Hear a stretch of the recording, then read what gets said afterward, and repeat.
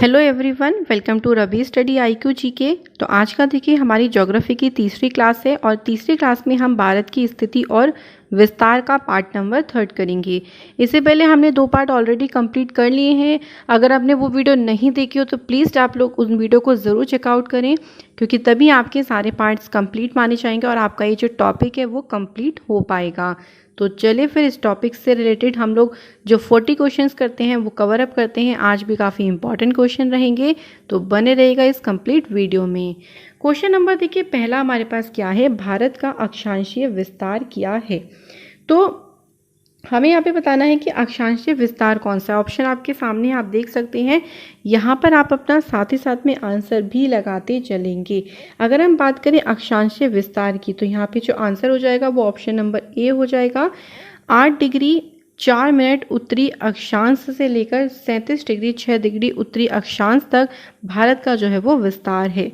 अच्छा, भारत की अगर हम लोकेशन की बात करते हैं तो ये हमारा ग्लोब हो गया और ग्लोब के बीच में से कौन सी रेखा जाती है, विषुवत रेखा यानी भूमध्य रेखा, जिसे आप इक्वेटर भी कहते हैं। और भारत की लोकेशन आपको इधर की तरफ मिलेगी, यानी भारत अगर पूछा जाए कौन से गोलार्ध में है तो आपका आंसर क्या हो जाएगा, उत्तर पूर्वी गोलार्ध में है भारत की लोकेशन। तो ये आपको ध्यान रखनी है, सारी चीज़ें काफ़ी इंपॉर्टेंट क्वेश्चंस रहेंगे। इसके बाद है अगला क्वेश्चन, भारत का क्षेत्रफल कितना वर्ग किलोमीटर है। भाई आपको बताना है क्षेत्रफल, यानी आपको एरिया बताना है। ऑप्शंस आपके सामने यहाँ पे आप देख सकते हैं, तो जल्दी से आप लोग बताएंगे कि भारत का क्षेत्रफल कितना वर्ग किलोमीटर है। तो आंसर क्या हो जाएगा, 32.8 लाख वर्ग किलोमीटर। ठीक है, तो इतना है भारत का क्षेत्रफल। तो यहाँ पे आप देख सकते हैं ऑप्शन नंबर जो सी था 32.8 लाख वर्ग किलोमीटर, ये आपका राइट आंसर हो जाएगा।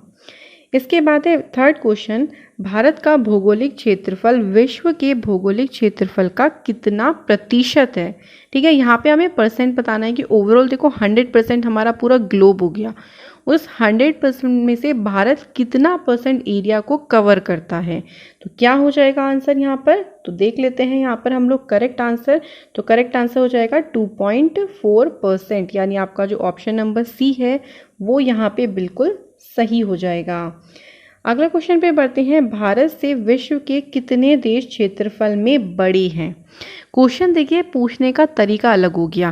क्वेश्चन ऐसे भी पूछ सकते थे कि बताइए अगर हम क्षेत्रफल की दृष्टि से पूछें तो भारत का कौन सा स्थान है, लेकिन इन्होंने यहाँ पे क्वेश्चन को थोड़ा सा बदल के क्या दे दिया कि भारत से विश्व के कितने देश के क्षेत्रफल ज़्यादा हैं। तो यहाँ पे देखिए आंसर आपका क्या हो जाएगा, 6 देशों के क्षेत्रफल भारत से ज़्यादा हैं। एक बार हम इसका देख लेते हैं कौन कौन सा।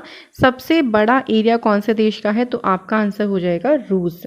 ठीक है, रूस यानी रशिया का सबसे ज़्यादा एरिया घेरा हुआ है रशिया। फिर देखो कनाडा हो गया, USA हो गया, चीन, ब्राज़ील और ऑस्ट्रेलिया। उसके बाद आता है हमारा भारत का नंबर 7वें नंबर पे। तो इस तरीके से एक क्वेश्चन आप लोगों से सामने पूछ सकते हैं। इसके बाद है भारत का विस्तार कितने अक्षांश और देशांतरों के बीच है। ठीक है, तो अक्षांश और देशांतरों के बीच बताना है भारत का विस्तार। तो यहाँ पे लगभग में बात करी गई है, क्योंकि एग्जैक्टली नहीं हम इसको डिनोट कर सकते हैं। तो लगभग 30 अक्षांश और देशांतर के बीच जो है वो क्या है, भारत का जो है वो विस्तार है कंप्लीट। यहाँ पर आप देख सकते हैं भारत का अक्षांशीय विस्तार भी दे रखा है, आप इसको माइनस करके ले सकते हैं अंतर में। यहाँ पे भी लगभग 30 आ जाएगा और देशांतर वाले में भी, यानी लॉन्गिट्यूड और लैटिट्यूड दोनों में आपका लगभग ऑलमोस्ट 30 आता है। तो 30 हम लोग यहाँ पर आंसर को लगा के आएंगे। इसके बाद है भारत का स्थलीय सीमा रेखा की कुल लंबाई कितने किलोमीटर है। स्थलीय का मतलब ये हो गया, देखो ऐसी सीमा रेखा जो सिर्फ लैंड से घिरी हो, वहाँ पे समुद्र की बात नहीं हो रही है। ठीक है, तो उसकी टोटल कितनी लंबाई है यहाँ पर हमें इस क्वेश्चन में ये बताना है। तो देखिए जो करेक्ट आंसर हो जाएगा वो हो जाएगा 15,200। तो यहाँ पे जो आपका ऑप्शन नंबर बी है ये बिल्कुल सही हो जाएगा। 15,200 किलोमीटर भारत के स्थलीय क्षेत्रफल की कुल लंबाई है। इसके बाद है द्वीपों सहित, मतलब जो आइलैंड है, जैसे आपका लक्षद्वीप हो गया, अंडमान निकोबार हो गया, अगर हम इन्हें भी कैलकुलेट करें तो टोटल समुद्री रेखा नीचे वाले जो राज्य होंगे जैसे गुजरात हो गया आपका, महाराष्ट्र हो गया, गोवा हो गया, इन सबको मिला के समुद्री रेखा लंबाई कितनी है द्वीपों सहित, तो वो कितनी है आपकी 7516। ये आपको याद करनी पड़ेंगी, सारी की सारी लंबाई एग्जाम में पूछी जाती है। कभी आप सोचें कि इतना डिजिट वाले क्वेश्चन तो नहीं बनेंगे एग्जाम में, बट नहीं, ऐसे क्वेश्चन आपको एग्जाम में देखने को ज़रूर मिलेंगे। देख लेते हैं यहाँ पे इंपॉर्टेंट पॉइंट्स हमारे पास क्या है। देखो, भारत की अगर हम मुख्य समुद्री रेखा की बात करते हैं तो वो है आपकी 6100 किलोमीटर। लेकिन अगर हम उसमें आइलैंड को जोड़ लें, यानी लक्षद्वीप को जोड़ लेते हैं और अंडमान निकोबार को जोड़ लेते हैं, तो टोटल लंबाई लगभग हो जाती है इसकी 22,716। तो ये आपको ध्यान रखनी है चीज़ें। कुल सीमा रेखा मतलब हमने द्वीपों को भी जोड़ लिया और सारी हमने लैंड मास को भी जोड़ लिया, तब जाके टोटल हमारी कितनी है 22,716। तो सारी आपको जो है वो एग्जैक्ट ध्यान रखनी है। इसके बाद है विश्व का मानक समय इनमें से किस रेखा पर निर्धारित करता है। तो जो समय, हम समय को, एक तो देखो समय को डिनोट किया जाता है, एक होता है आपकी डेट, है ना। तो दोनों को डिनोट करना, यहाँ पे हमसे समय के बारे में बोला गया है, तो देख लेते हैं आंसर कि समय को कौन सी रेखा डिनोट करती है, तो देशांतर रेखा। तो देशांतर रेखा के द्वारा जो है वो पता चलता है समय के बारे में। तो ये आपको ध्यान रखना है, क्वेश्चन ऐसे ही आपको डायरेक्टली पूछा जाएगा, ध्यान रखिएगा। देखो यहाँ पे देखो, समय का निर्धारण देशांतर रेखाओं पर किया जाता है। मैकमोहन रेखा भारत और तिब्बत के बीच, अच्छा इसमें इससे कोई कंक्लूजन नहीं है, मतलब ये इसका एक्सप्लेनेशन नहीं है, आप इतना ही ध्यान रखिएगा कि जो समय का निर्धारण है वो देशांतर रेखाओं पर किया जाता है। इसके बाद है, इसमें से कौन भारत का मानक यामोत्तर देशांतर है। याम्योत्तर भी कह लेते हैं या फिर इसको आप देशांतर भी कह सकते हो, ठीक है। दोनों नामों से अगर पूछ लिया तो आपको ध्यान रखना है।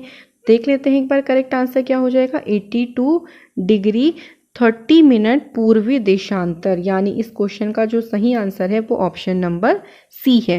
कंफ्यूज करने के लिए देखो, दोनों ऑप्शन सेम थे लेकिन एक में पूर्वी था और एक में पश्चिमी था, ठीक है, यानी ईस्ट और वेस्ट यहाँ पे आप लोगों को कंफ्यूज किया हुआ था, तो ध्यान रखिएगा। यहाँ पे देखिए, भारत का मानक याम्योत्तर 82 डिग्री 30 मिनट पूर्वी देशांतर है। ये जो देशांतर रेखा है वो भारत के लगभग बीचों बीच, यानी उत्तर प्रदेश के मिर्जापुर से होकर गुजरता है। एक क्वेश्चन और बन गया, कहाँ से गुजरता है, उत्तर प्रदेश के मिर्जापुर से। इसके बाद देखो, अंतर्राष्ट्रीय मानक समय जो रेखा है वो है 0 डिग्री देशांतर, जो कहाँ से गुजरती है, लंदन से गुजरती है। और भारत का जो मानक समय है वो इस अंतर्राष्ट्रीय मानक समय से 5 घंटे यानी लगभग 5.5 घंटे आगे है। तो ये 3 क्वेश्चन यहाँ से बन सकते हैं, जो इसकी व्याख्या मैंने आपको बताई है, पॉइंट्स यहाँ से भी आप लोग ध्यान रखो, क्वेश्चन बन सकता है। इसके बाद एक कर्क रेखा भारत के कितने राज्यों से होकर गुजरती है। कोई क्वेश्चन देखिए थोड़ा सा रिपीट हो गया होगा क्योंकि बहुत सारे क्वेश्चंस हैं, कई बार याद नहीं रहता कि ये क्वेश्चन करा दिया है, बट कोई नहीं, डोंट वरी, आप लोग रिवाइज करते रहो। तो मैंने आपको कर्क रेखा वाले राज्य बताए थे, मित्र, पर, गम, छा, झार, यानी टोटल 8 राज्य हैं जहां से आपकी जो कर्क रेखा है वो होकर गुजरती है। यानी कर्क रेखा का मतलब होता है ट्रॉपिक ऑफ कैंसर। यहाँ पे देख ले सकते हैं आप देख सकते हो 8 के 8 राज्य के नाम लिखे हुए हैं, मैं बता चुकी हूँ आपको इसके बारे में। अगले क्वेश्चन पे बढ़ते हैं। स्वेज नहर यातायात के लिए कब खोला गया, मतलब कब वहाँ पे ट्रांसपोर्टेशन का काम शुरू हो गया, यातायात का काम शुरू हो गया, तो 1869 यानी 1869 में स्वेज नहर को ओपन किया गया। व्याख्या देख लीजिए इसकी, स्वेज नहर लाल सागर को भूमध्य सागर से जोड़ती है और इसका निर्माण 1859 में फ्रांसीसी फर्डिनेंड की देखरेख में शुरू किया गया था। तो क्वेश्चन इंपॉर्टेंट ये बन सकता है कि बताइए लाल सागर को भूमध्य सागर से जोड़ने वाली नहर कौन सी है। तो यहाँ पे आपका आंसर हो जाएगा स्वेज नहर। तो इम्पॉर्टेंट है, ध्यान रखना।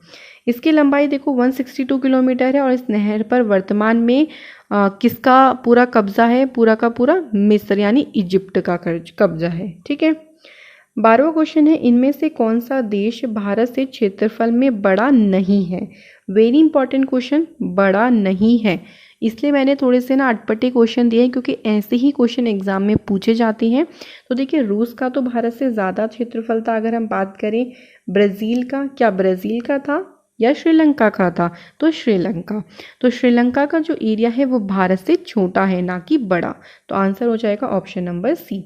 देख सकते हैं क्षेत्रफल में भारत से सिर्फ छह ही देश बने हैं, रूस, कनाडा, संयुक्त राज्य अमेरिका, चीन, ब्राज़ील और ऑस्ट्रेलिया। भारत किस पे आता है? 7वें नंबर पे। इसके बाद है भारत का उत्तर से दक्षिण की लंबाई। उत्तर से दक्षिण का मतलब बताना है आपको, नॉर्थ से लेके साउथ जो लंबाई है भारत की, इस तरीके से ये जो है वो लंबाई कितने किलोमीटर की है, ये डिजिट भी आप लोगों को ध्यान रखनी है। इसी तरीके से ईस्ट टू वेस्ट वाली डिजिट भी आपको ध्यान रखनी है। तो आंसर हो जाएगा 3214 किलोमीटर, यानी 3214 किलोमीटर लंबाई है भारत की उत्तर से दक्षिण की तरफ। इसके बाद है भारत में राज्यों की संख्या कितनी है। अब देखो ये बहुत कॉमन सा आपको लगेगा क्वेश्चन, लेकिन कई बार ऐसा होता है कि जल्दबाजी में हम लोग गलत कर देते हैं। तो आंसर यहाँ पर हो जाएगा 28, क्योंकि देखिए 29 अब राज्य नहीं है जब से जम्मू कश्मीर आपका केंद्र शासित प्रदेश बन गया है, 370 धारा को समाप्त कर दिया है, तो जम्मू कश्मीर को यूटी का दर्जा दे दिया गया। इसलिए भारत में आप कितने राज्य हैं? 28 राज्य हैं। क्लियर हो गया? ध्यान रखिएगा। भारत किस महासागर के मध्य में स्थित है? तो भाई अगर भारत की लोकेशन आप मैप पे देखोगे तो आपको थोड़ा सा समझ में आ जाएगा कि भारत किस महासागर के मध्य में है। हिंद महासागर। नीचे देखा है ना आपने, भारत के पूरा का पूरा कौन सा सी पड़ता है, कौन सा ओशियन पड़ता है? Indian ocean. ठीक है, तो इंडिया से इंडियन ओशियन याद रहेगा बहुत आसानी से। इसके बाद है हिंद महासागर के केंद्र में भारत की स्थिति के कारण इसे निम्न में से कौन सा लाभ प्राप्त होता है? मतलब देखिए हिंद महासागर के मध्य में है भारत, तो भारत को उससे प्रॉफिट क्या मिलता है? इंडियन ओशन की वजह से प्राकृतिक सुरक्षा, भारतीय संस्कृति का विस्तार, व्यापारिक संबंध का विस्तार, या फिर इनमें से सभी। तो देखिए ये जो सारे के सारे ऑप्शंस यहाँ पे दिए गए हैं, ये सब ऑप्शन सही हैं, तो करेक्ट आंसर हो जाएगा इनमें से सभी। ठीक है, तो आपका ऑप्शन हो जाएगा इनमें से सभी। इसके बाद है देखो क्षेत्रफल के आधार पर भारत का सबसे बड़ा राज्य कौन सा है? तो एरिया वाइज हमने कहा था कौन सा राज्य हो जाएगा? राजस्थान। राजस्थान का जो एरिया है वो सबसे बड़ा है। और अगर जनसंख्या की दृष्टि से पूछा जाएगा तो क्या लगा के आएंगे आप लोग? उत्तर प्रदेश। दोनों तरीके से आपको ध्यान रखना है आंसर। और सबसे छोटा राज्य अगर क्षेत्रफल की दृष्टि से पूछा जाएगा तो कौन सा हो जाएगा? गोवा। क्लियर? नेक्स्ट देखो, इनमें से कौन भारत के पश्चिमी तट पर स्थित केंद्र शासित प्रदेश है? अच्छा, भारत का पश्चिमी तट कौन सा हो गया? ये हो गया भारत का पूर्वी तट, और ये वाला हो गया पश्चिमी तट।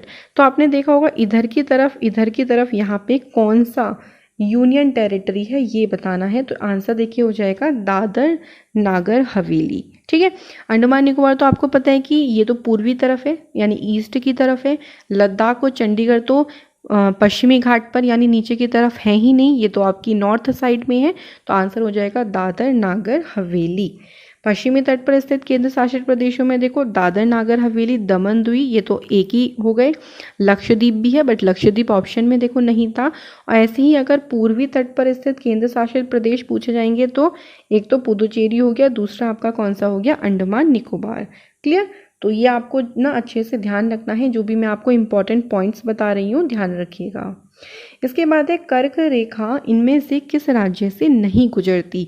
तो आप लोगों को ट्रिक याद आ जानी चाहिए, मित्र परगमछा झार। तो देखो मित्र परगमछा, तो मित्र इसमें राजस्थान भी आ रहा है, त्रिपुरा भी आ रहा है, छत्तीसगढ़ भी आ रहा है, लेकिन उड़ीसा यहाँ पे नहीं आ रहा। तो उड़ीसा से कर्क रेखा होकर नहीं गुजरती। इसके बाद है भारत का पूर्वी देशांतर कौन सा है? तो भारत के पूर्वी देशांतर की बात करते हैं तो ये कौन सा है? 97 डिग्री 25 मिनट। तो आंसर हो जाएगा ऑप्शन नंबर ए। अगला है देखो उत्तराखंड, उत्तर प्रदेश, बिहार, पश्चिम बंगाल और सिक्किम की सीमाएं किस देश को छूती हैं? तो ये सब नॉर्थ से हम इधर की तरफ चल रहे हैं, ईस्ट की तरफ है ना, जो आपका ऊपर की तरफ है। जैसे यहाँ पे नेपाल है तो यहाँ आपका उत्तराखंड आ जाता है, फिर इधर की तरफ बिहार है, पश्चिम बंगाल ऐसे फैला हुआ है, फिर यहाँ बीच में सिक्किम आ जाता है। तो इन सभी की जो सीमा है वो आपकी किससे लगती है? नेपाल से। क्योंकि देखिए जो भूटान है, भूटान की सीमा तो उत्तराखंड से कहीं तक भी नहीं लगती, ना म्यांमार से लगती है, ना आपका चाइना से हो गया, चाइना से भी सबकी नहीं लगती, क्योंकि वेस्ट बंगाल की नहीं लगती। तो इस तरीके से आंसर क्या हो जाएगा? नेपाल। इसके बाद देखो एक बहुत ही इंटरेस्टिंग सा क्वेश्चन है, ग्रीष्म अवकाश यानी जब हमारी समर वेकेशन होती है तो आप अगर कवारत्ती जाना चाहते हैं तो आपको कौन से केंद्र शासित प्रदेश में जाना पड़ेगा। तो अगर आपको पता है कि कवारत्ती किसकी कैपिटल है, किसकी राजधानी है, तो इजीली आप आंसर मार्क कर दोगे। तो कवारत्ती किसकी कैपिटल है, लक्षद्वीप की। तो भाई आपको कहाँ जाना पड़ेगा, लक्षद्वीप में जाना पड़ेगा। और लक्षद्वीप प्रबाल से बना हुआ द्वीप है, ये भी ध्यान रखो। एक और क्वेश्चन बड़ा मज़ेदार है, देखो क्या है, मेरे मित्र एक ऐसे देश के निवासी हैं जिस देश की सीमा भारत के साथ नहीं लगती। भाई भारत का इसका मतलब वो पड़ोसी देश नहीं होगा, हमारा नेबरिंग कंट्री नहीं होगा। देखो बांग्लादेश की तो लगती है सीमा, बांग्लादेश आंसर नहीं होगा। नेपाल की भी सीमा लगती है, भूटान भी हमसे लगता है, लेकिन तजाकिस्तान की जो सीमा है वो भारत के साथ नहीं लगती। तो यहाँ पे जो करेक्ट आंसर हो जाएगा वो हो जाएगा तजाकिस्तान। क्लियर। यहाँ देख सकते हो भारत की सीमा बनाने वाले देश कौन कौन से हैं, पाकिस्तान, अफगानिस्तान, चीन, नेपाल, भूटान, म्यांमार और बांग्लादेश। ठीक है। और इस प्रकार भारत की जो सीमा है वो 7 अंतर्राष्ट्रीय देशों से लगती है। तो ये मैं आपको एक एडिशनल इन्फॉर्मेशन बहुत ही इंपॉर्टेंट बता रही हूँ, ध्यान रखिएगा। अगला है देखो, भारतीय उपमहाद्वीप में इनमें से कौन शामिल नहीं है। तो भाई पाकिस्तान, बांग्लादेश, म्यांमार या फिर Bhutan. Very very important question. तो यहाँ पे आंसर हो जाएगा म्यांमार। तो भारतीय उपमहाद्वीप में कौन सी कंट्री शामिल नहीं होती, म्यांमार। देखो यहाँ पे देख सकते हो भारतीय उपमहाद्वीप में 6 देश शामिल होते हैं। आपका भारत हो गया, पाकिस्तान हो गया, बांग्लादेश हो गया, नेपाल, भूटान और श्रीलंका। जबकि मालदीव और जो अफगानिस्तान है वो कभी कभी इस सूची में शामिल किए भी जाते हैं, लेकिन इनके बारे में एग्जाम में नहीं पूछेंगे। यहाँ पे म्यांमार ऑप्शन सही होगा, क्योंकि जो म्यांमार ऑप्शन है वो बिल्कुल भारत में शामिल नहीं होता। तो ये आपको अच्छे से इस क्वेश्चन से ध्यान रखना है। इसके बाद है, निम्नलिखित में से किस भारतीय राज्य की समुद्र तटीय जो सीमा है, ये सीमा है, ठीक है, सीमा सबसे छोटी है। सबसे बड़ी तो किसकी है, गुजरात की। ध्यान रखेंगे बिल्कुल। सबसे बड़ी का अगर पूछा जाएगा तो आंसर हो जाएगा गुजरात।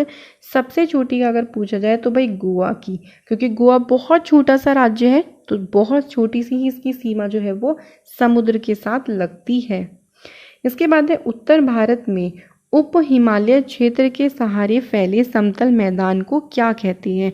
तो हिमालय क्षेत्र में जो आपका प्लेन एरिया आ रहा है, और कौन से भारत की बात हो रही है यहाँ पर, उत्तर भारत की बात हो रही है, यानी नॉर्थ इंडिया की बात हो रही है। उसे क्या कहा जाता है, उसे कहा जाता है भावर। ठीक है, भावर और खादर के बारे में ध्यान रखो। लेकिन अगर हम नॉर्थ इंडिया की बात कर रहे हैं तो उसे क्या बोलते हैं, भावर बोला जाता है। भारत के सुदूर पूर्व में कौन सा देश भारत के साथ सबसे बड़ी अंतर्राष्ट्रीय सीमा बनाता है।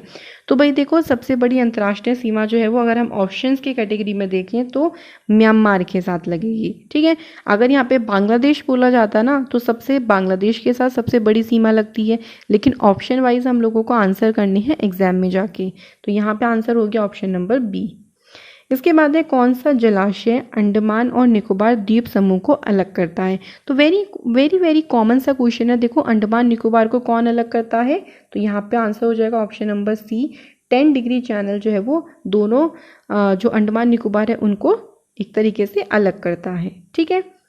इसके बाद है, संपूर्ण भारत के कितने प्रतिशत भूभाग पर मैदान का विस्तार पाया जाता है। क्योंकि देखिए भारत में जो पानी का एरिया भी है, जैसे नदी वगैरह जो मिलके बन रही है, कुछ एरिया ऐसा है जो आपका जंगल वाला है, कुछ एरिया ऐसा होता है जो आपका जिस पर मैदान का विस्तार है। तो यहाँ पे पूछा गया है मैदान का विस्तार। तो आंसर हो जाएगा ऑप्शन नंबर डी। 43% पर जो है वो क्या है, आपका प्लेन एरिया है। क्लियर। आगे देखो, निम्नलिखित में से कौन सा राज्य पहले नेफा के नाम से जाना जाता था। Very very important question. तो नेफा जो है वो पहले किसे कहा जाता था, ऑप्शन यहाँ पे हो जाएगा सी, यानी अरुणाचल प्रदेश को पहले नेफा के नाम से जानते थे, अब इसका नाम है अरुणाचल प्रदेश। और देखो याद रखो, अरुणाचल प्रदेश से ही सबसे पहले सूर्य की किरण यहीं से आती है ना, इसे उगते हुए सूर्य की भूमि कहा जाता है। ये भी आप ध्यान रखिएगा, कल मैंने आप लोगों को वैसे इसके बारे में बताया था लास्ट वीडियो में। इसके बाद है, निम्नलिखित में से वह राज्य क्षेत्र कौन सा है जिसकी सीमा मिजोरम से नहीं लगती। तो आपको मैप अगर ध्यान होगा ज्योग्राफी में तो बहुत इजी हो जाएगा सारे क्वेश्चन के आंसर करना। तो देखो अगर हम ध्यान करें तो मिजोरम के साथ किसकी सीमा नहीं लगती, नागालैंड की नहीं लगती। ठीक है, तो यहाँ पे आंसर हो जाएगा ऑप्शन नंबर ए।